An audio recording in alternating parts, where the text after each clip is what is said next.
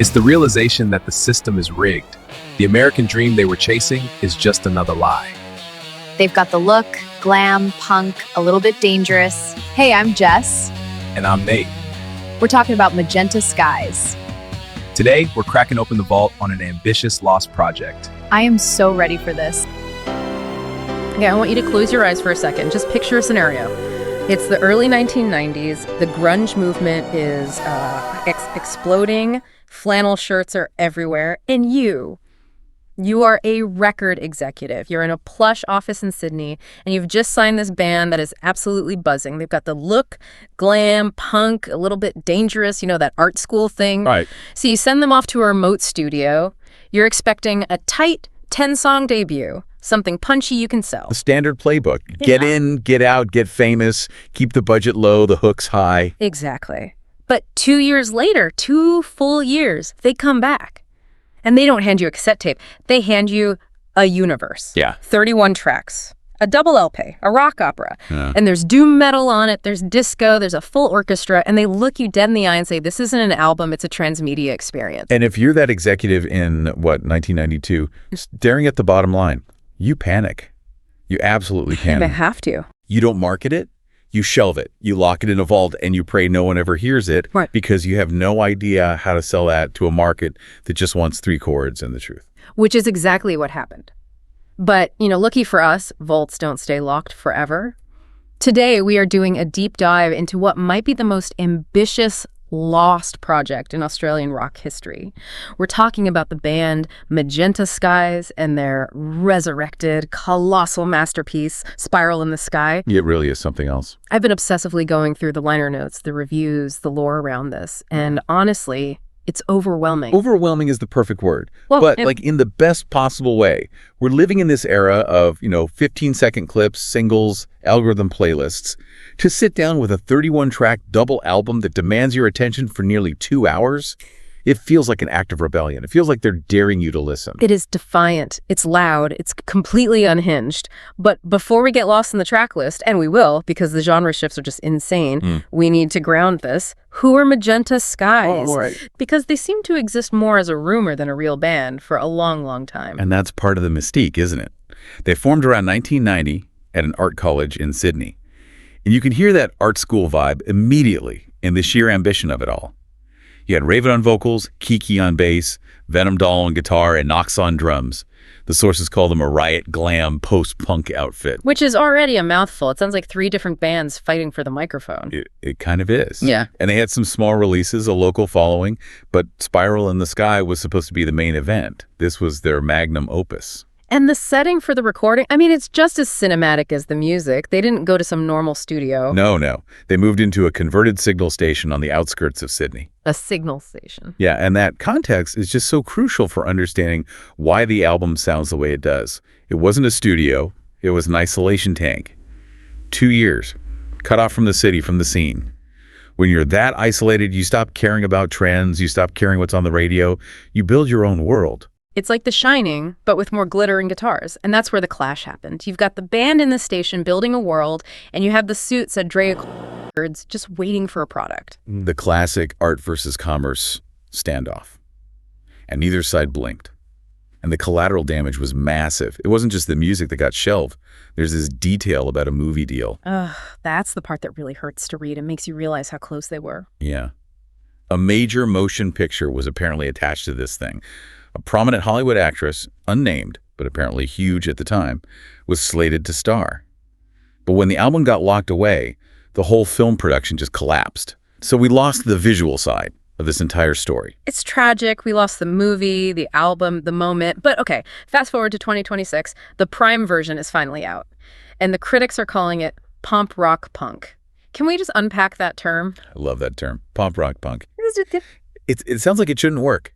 Pomp is all grandeur, cape, synthesizers. Punk is about stripping all of that away. Right, raw energy, 3 chords. But Majenta Skyz somehow does both at the same time. It feels like they put 40 years of rock history in a blender. You get the 70s glam theatricality, Bowie, T-Rex. For sure. Mixed with 90s grunge grit, and then this It's disorienting. It is, but there's a method to the madness. One review had this great insight about the legacy band simulation.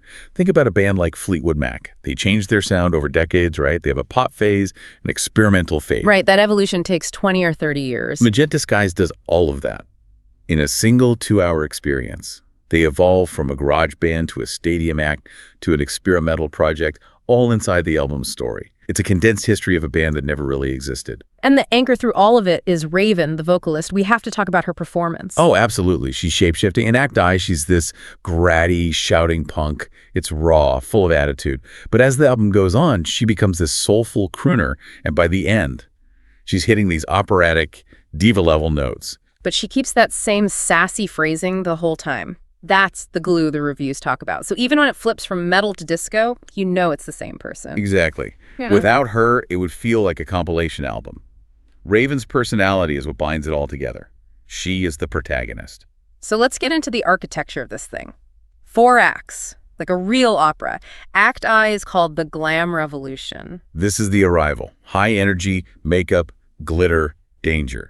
This is the band kicking down the door. And they kick it off with 21st Century Fox. I mean, the title alone tells you everything. It's a direct response to T-Rex's 20th Century Boy. It's a stomping glam rock anthem. Big riffs, hand claps. It's a statement of intent. But what I found so interesting is how fast they deconstruct that. Just a couple tracks later, you get The Dollhouse. Right. One review described it as T-Rex fighting Paramore in an arena. That is such a good description. Yeah. It's so accurate. The Dollhouse is where the cracks start to show. The first songs are all bravado, all party. This one exposes the dark side, the artificiality of fame. Yeah, it's grungy, it's slinky, it feels like the hangover before the party's even over. The cynicism is creeping in. It's them realizing they're being packaged. They're becoming dolls in a house they don't own. And that leads us right into Act 2, the expansion. This is where things get weird. This is where the casual listener might get thrown for a loop. The universe gets bigger, you get a track, pretty much whatever, which is just scuzzy, apathy-fueled garage punk. It sounds like a teenager slamming their bedroom door. It's so bratty. Precisely. It's the sound of checking out. But then we take a hard left turn. Okay, I have to admit, when I hit track 12, ghetto, I checked my player. I thought it had shuffled to a completely different artist. We're in a rock opera, and suddenly, we're in a disco. It's jarring, but it's brilliant narrative work. Tracks 12 and 13, Get O and Grew Thang. This is James Brown energy. Slick, bass-driven disco. But why? Is it just them showing off their musical chops? I don't think so. Think about the story. The band's famous. Where do rock stars go? They go to the clubs. The funk section is a rhythmic escape from the rock tension. It represents the club scene inside the story. So it's sonic world building. We're not just hearing their inner thoughts. We're hearing the environment they're partying in. Exactly.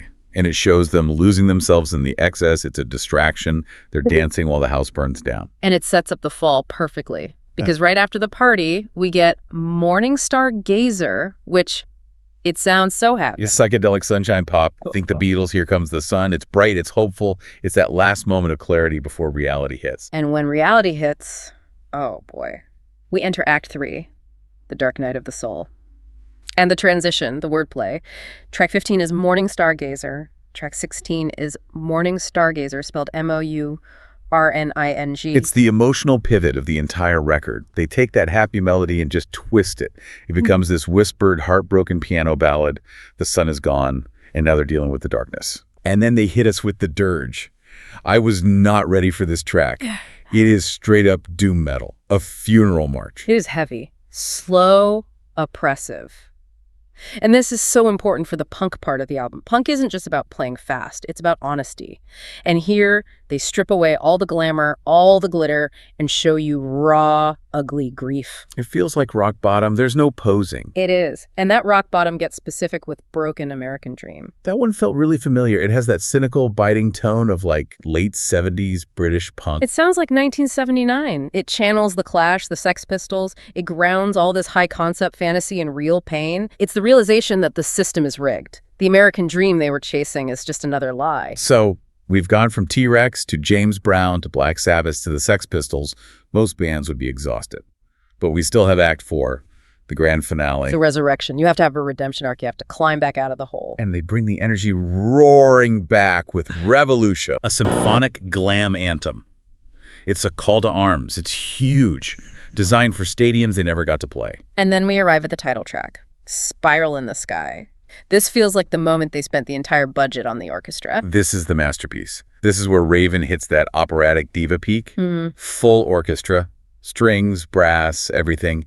It finally justifies the pomp in Pomp-Rock-Punk. It's meant to be spiritual transcendence, right? The spiral is the way out of the madness. Exactly. They aren't going back to the club. They aren't staying in the gutter. They are spiraling up. It's pure musical ecstasy. So logically, you'd think the album ends there. Yeah. Big final chord, fireworks, curtain down. But it doesn't. And this is my absolute favorite part of the whole thing. It gets dreamy. It ends with a track called 1967, Take Me Away. Which is completely acoustic. I heard mellotrons, a sitar drone.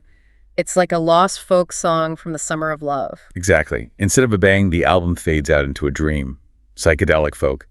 The implication is, after all the fame, the crashing, the burning, the only real escape is into a fantasy. They're dreaming of a golden age, 1967, that probably never really existed the way they imagine it. It's a retreat from the modern dystopia they just critique. It leaves you floating. You're not pumped up. You're just in this nostalgic haze. It's a very bold move. It subverts the whole rock god victory lap. It says maybe peace is better than fame. So the big question, is it a masterpiece or is it just a lot? I think it's a masterpiece because it's a lot. It's fearless. It defies every rule. It's theatrical. It's ridiculous, but it's also profound. And despite all the genre hopping, it doesn't feel like a playlist on shuffle. No, and that's that glue we talked about. The theatricality, Raven's voice. Yeah. It always sounds like Majenta Skyz. It's just incredible. This was sitting on a shelf for decades. Makes you wonder what else is in that vault. Well, this is where it gets really interesting for anyone who loves deep lore. We're talking about the Prime version. Yeah. But insiders claim this is just the beginning. Oh, no. Or, oh, yes, what does that mean?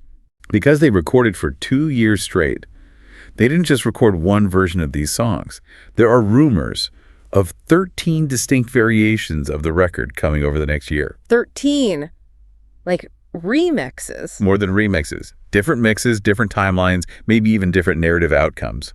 The implication is that there are parallel dimensions of this album. That is both exhausting and exciting. I mean, in a world where we can barely focus on a 3-minute song, Majenta Skyz is asking us to commit to a multiverse. And that's the challenge, right? They are demanding your attention. They're anti-algorithm. They force you to engage.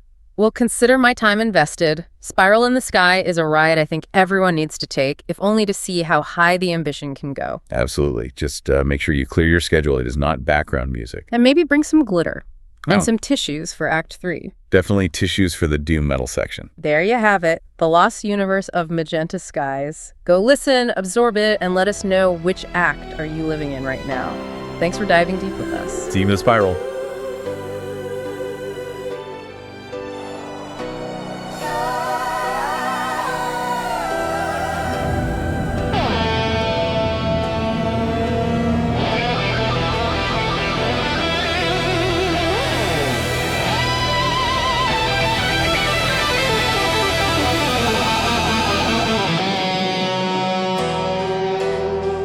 Can't hear the spell, can't feel the noise. I never slept with the 20th century boys. I never slept in 21st century boys. 21st century.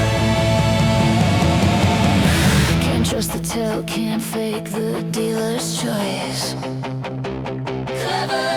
Well, Jesus let the wheels asleep. Well, Jesus let the reels asleep. No need to invoice. No need to rejoice. I'm a 21st century vibe. Trapped in a 20th century vibe. Just a 21st century vibe. 21st century. 21st century. 21st century. 21st century. We got plenty of time to get right. 21st century.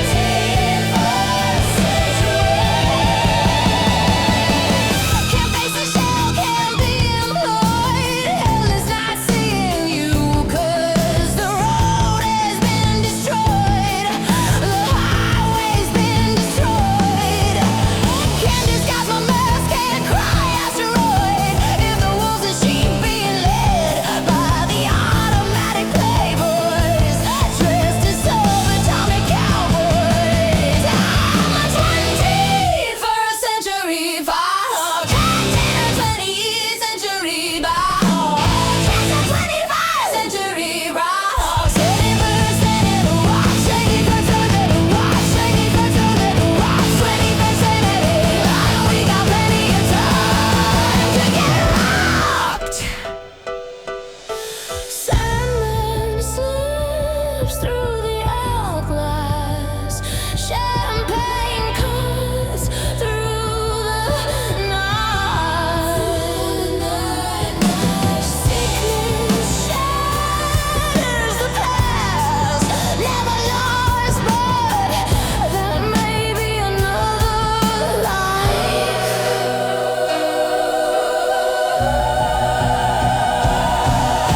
A picture of the cause, a picture of the perfect. A bitch can yell 1,000 words. The witch will take your breath.